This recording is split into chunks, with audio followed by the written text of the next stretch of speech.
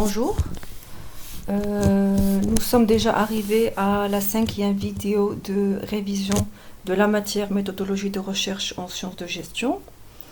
Cette 5e séance de révision va porter sur l'une des techniques de collecte de données dans le cadre du mode d'investigation qualitatif, à savoir les entretiens individuels. Alors, dans la vidéo précédente, consacrée au mode d'investigation, nous avions dit qu'il y a le mode d'investigation qualitative, quantitative, mixte, et que les méthodes de collecte de données vont être différentes en fonction du mode d'investigation. Bien sûr, il y a des méthodes qui sont communes à tous les modes d'investigation, par exemple l'observation, mais il y a des méthodes qui sont spécifiques. Il y a des méthodes de collecte de données spécifiques au mode d'investigation qualitative, des méthodes de collecte spécifiques au mode d'investigation quantitative. Donc, la méthode de collecte de données dépend du mode d'investigation. Le mode d'investigation dépend du paradigme épistémologique et du mode de raisonnement, et le paradigme épistémologique dépend de la nature de la problématique et des objectifs de recherche. Là, c'est juste un rappel du lien qui existe entre le paradigme, le mode de raisonnement, le mode d'investigation et les méthodes de collecte de données. Ici, dans cette séance, nous allons voir l'une des techniques de collecte de données dans le cadre des études qualitatives, à savoir les entretiens individuels. Alors, les entretiens individuels, c'est une méthode de collecte de données très utilisée dans le cadre des études qualitatives, parce qu'on considère que l'observation à elle seule, aussi minutieuse soit-elle, n'est pas suffisante, ne sera pas elle seule suffisante comme méthode de collecte des données. Et comme j'ai déjà dit, c'est la méthode la plus utilisée en sciences de gestion. Et on peut définir les entretiens individuels comme étant un dispositif de face-à-face durant lequel un enquêteur va essayer de favoriser chez un enquêté la production d'un discours relatif à un thème défini dans le cadre de la recherche. Alors, la principale caractéristique des entretiens individuels, c'est une rencontre interpersonnelle qui va donner lieu à une interaction verbale. D'accord? Alors que dans l'observation, le chercheur, dans certaines situations, il va rester passif. Dans l'entretien, il y a un échange, il y a une interaction. Les données collectées sont donc coproduites par le chercheur et la personne qui a accepté de lui accorder un entretien ou des entretiens. Et bien sûr, un entretien individuel ne s'improvise pas. Il y a une certaine organisation, il y a une préparation, il y a des étapes où il y a des tâches qu'il faut faire avant, pendant et après l'entretien individuel pour qu'il soit réussi et pour qu'il nous permette d'être efficace en matière de collecte des données. Donc, cette méthode, elle est adaptée à l'exploration de processus individuels complexes. L'entretien individuel est très adapté quand il s'agit de traiter, quand la recherche porte sur des sujets sensibles, sur des sujets qui peuvent relever du tabou, parce que comme il y a des entretiens individuels, il y a des réunions de groupe. Alors que quand il s'agit de sujets confidentiels, on ne risque pas de produire du discours chez les participants parce que le sujet est d'une grande sensibilité ou c'est un sujet qui relève de la sphère intime de l'individu. Donc quand il s'agit de sujets comme ça, l'idéal pour collecter les données, c'est les entretiens individuels et non pas les réunions de groupe. Donc cela suppose que le chercheur dispose de peu d'informations a priori. Et on est souvent, quand est-ce qu'on va utiliser les entretiens individuels? Quand on est dans une démarche exploratoire. Alors, les spécificités de l'entretien, ce qui fait la différence entre l'entretien et les autres techniques de collecte, il s'agit d'un rapport verbal, c'est oral, d'accord? C'est pas un échange de mails, c'est pas de la correspondance. L'entretien, il est provoqué, on demande rendez-vous, on prend rendez-vous avec la personne interviewée. L'entretien il est conduit à des fins de recherche et il est fondé sur un guide d'entretien. Un guide d'entretien, c'est un ensemble de questions que le chercheur prépare à l'avance pour guider, pour servir de fil conducteur de la conversation qui va avoir lieu avec l'interviewé. Et c'est un échange qui est intensif, qui est censé être très très très riche en informations. En général, il y a trois formes d'entretien individuel. L'entretien individuel directif, l'entretien individuel semi-directif et l'entretien individuel non directif. On va voir la différence entre les trois types d'entretien individuel. Alors on voit ici que plus on est dans le directif, le non directif, plus on va en termes de profondeur de l'exploration. Et plus on va dans le directif, moins on est dans la profondeur. Donc, plus on est dans la directivité, moins on est dans la profondeur. Plus on est dans la non-directivité, plus on est dans la non-directivité, plus on est dans la profondeur.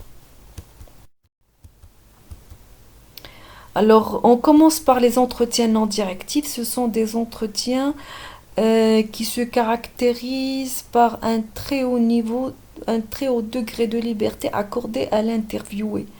Pratiquement, il n'y a pratiquement pas de guide d'entretien, ou bien dans le guide d'entretien, il y aurait deux questions très ouvertes.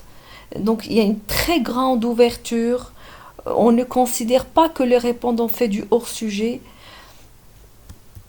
La durée de l'entretien non directif, elle est assez longue, donc entre 1 et 3 heures. Euh, Quand est-ce qu'il est recommandé de faire appel à des entretiens non directifs? Quand on veut vraiment explorer des représentations inconnues ou cachées ou latentes, des besoins latents, des motivations latentes, des représentations mentales. Et quand on veut aller vraiment en profondeur, qu'on va utiliser cette technique-là, des entretiens individuels non directifs. Pourquoi? Parce qu'en principe, c'est des entretiens trop longs, ils vont mobiliser beaucoup de temps, ils vont nécessiter beaucoup plus de travail en termes de dépouillement parce qu'il n'y a pas de base de comparaison. Pour l'entretien semi-directif, il y a un guide d'entretien qui peut servir de base de comparaison. Pareil pour l'entretien directif. Pour le non-directif, à la base, on n'a pas de base de comparaison des différents contenus que nous allons récolter. Donc, il y a plus de temps. L'entretien dure plus longtemps. Le traitement, l'analyse, etc. va aussi durer très longtemps. Donc, on va l'utiliser quand vraiment on veut explorer des éléments latents, des éléments cachés, des éléments inconnus, quand on veut aller vraiment en profondeur.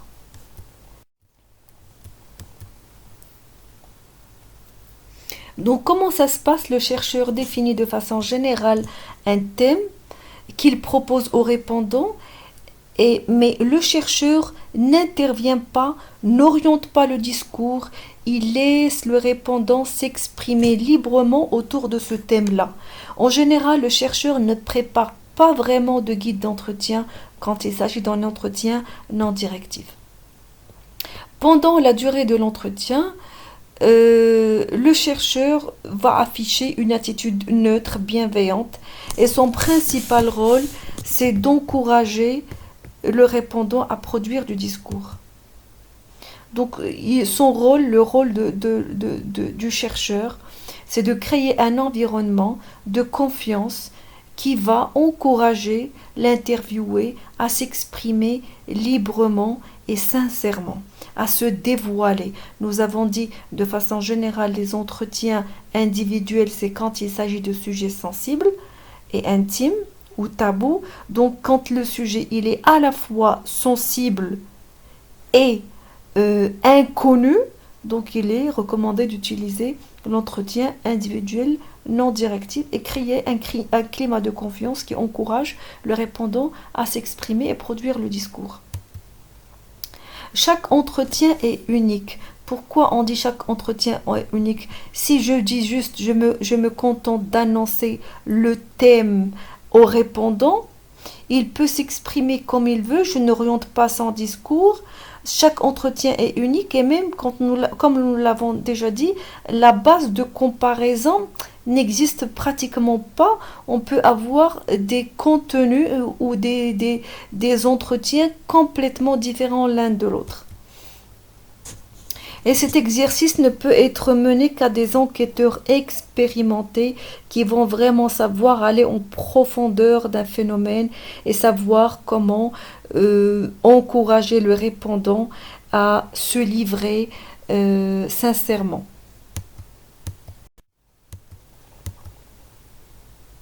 Et dans le cas des entretiens non directifs, le chercheur doit être particulièrement attentif au rapport social entre l'enquêteur et la personne interrogée.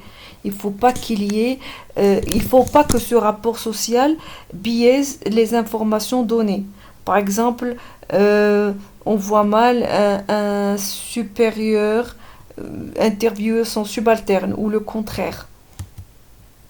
Le cadre spatio-temporel lié à l'entretien, c'est-à-dire l'endroit dans lequel l'entretien est mené et le temps choisi ou la période choisie pour mener l'entretien qui doivent être adaptés. Et il faut faire attention aussi à l'implication du répondant par rapport au sujet. Est-ce qu'il est vraiment impliqué? Est-ce qu'il est vraiment prêt à se livrer, à être sincère avec le chercheur? La sauvegarde de l'information se fait par enregistrement. Il faut toujours demander l'autorisation de l'interviewé avant d'enregistrer et ce n'est qu'après qu'on va faire la transcription du contenu de l'entretien. Donc ça, c'était le premier type d'entretien individuel, les entretiens non directifs. Le deuxième type, c'est les entretiens semi-directifs. Ils sont à un niveau intermédiaire entre le directif et le non directif. Donc on n'est pas dans des entretiens non directifs sans guide d'entretien et on n'est pas non plus dans le directif. Donc on est à un niveau intermédiaire. On est à un niveau intermédiaire aussi au niveau de la profondeur. Donc on va les utiliser quand on est en train de travailler sur des phénomènes pas très bien connus mais assez connus, pas aussi inconnus que pour les entretiens non directifs. Donc, ils vont permettre de gagner un peu plus de temps parce qu'ils vont être moins longs et on a un guide d'entretien, on élabore un guide d'entretien en amont qui va nous permettre d'avoir une base de comparaison, ce qui va faciliter l'analyse du contenu des entretiens. Ce sont les entretiens semi-directifs qui sont les plus utilisés en sciences de gestion quand on est dans un mode d'investigation qualitatif et qu'on a besoin de collecter des données dans ce cadre-là. Donc, c'est les entretiens les plus utilisés en sciences de gestion. Ils sont menés à l'aide d'un guide d'entretien et le grand avantage du guide d'entretien, c'est qu'il permet d'orienter l'entretien, de l'orienter vers un sens et puis il permet d'avoir une base de comparaison. C'est ça l'avantage du guide d'entretien. Donc, l'ordre de discussion n'est pas imposé, c'est-à-dire même si j'ai préparé un guide d'entretien, par exemple avec une dizaine de questions, je ne suis pas obligée de poser les questions dans l'ordre dans lequel ils sont indiqués dans le guide de l'entretien. C'est en fonction de l'évolution de la discussion avec l'interviewé. Le rôle de l'enquêteur est d'approfondir chaque élément. On rebondit sur les réponses et les discours du répondant. On s'appuie sur le guide pour poser d'autres questions et guider le déroulement. Les principaux avantages de ce type d'entretien, c'est individuel semi-directif, c'est qu'il est structuré. Il est fait en moins de temps. Il y a une latitude pour recueillir des informations recherchées puisque je peux orienter plus ou moins l'entretien. Et il permet d'avoir une base de comparaison. Et on va avoir un peu plus de précision. Et le troisième type d'entretien individuel, ce sont les entretiens directifs. Il est assez proche du questionnaire, sauf que dans le questionnaire, on pose des questions fermées, alors que dans l'entretien directif, on pose des questions ouvertes. Mais c'est des questions préparées à l'avance et on ne pose pas d'autres questions. On ne pose aux interviewés que les questions qu'on a préparées. Et on a une base de comparaison parfaite et on pose à tous les interviewés les mêmes questions. Bien sûr, l'entretien directif se passe en moins de temps par rapport à l'entretien semi-directif ou non directif. Et il y a une comparaison. La comparaison peut être faite à tous les niveaux. Bien sûr, on parle de la comparaison des réponses des différents répondants. On prépare des questions, on va poser les mêmes questions à toutes les personnes qu'on va interviewer, donc on peut comparer les réponses.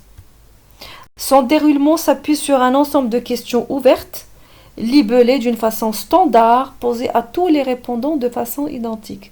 Encore une fois, la différence par rapport au questionnaire, c'est que dans le questionnaire, les questions sont fermées et dans l'entretien directif, les questions sont ouvertes.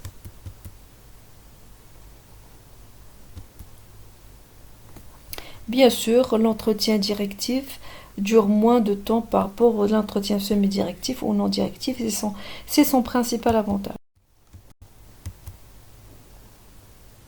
Ici, l'information est plus dense, mais elle est moins profonde naturellement, puisque les questions sont préparées à l'avance et on ne rebondit pas sur les réponses des interviewés. Quand est-ce qu'il est recommandé de faire recours aux entretiens individuels directifs? Quand l'analyse nécessite une stricte comparaison des réponses pour un ensemble de questions, c'est là que vraiment l'entretien directif va être très adapté. Là, autant pour les entretiens non directifs, nous avons dit, ils ne peuvent être menés que par des chercheurs expérimentés ou des spécialistes. Alors que l'entretien directif, on peut le déléguer. On peut déléguer parce qu'on peut donner à une personne qui s'y connaît la liste des questions qu'elle va poser. Elle va se contenter de recueillir les réponses.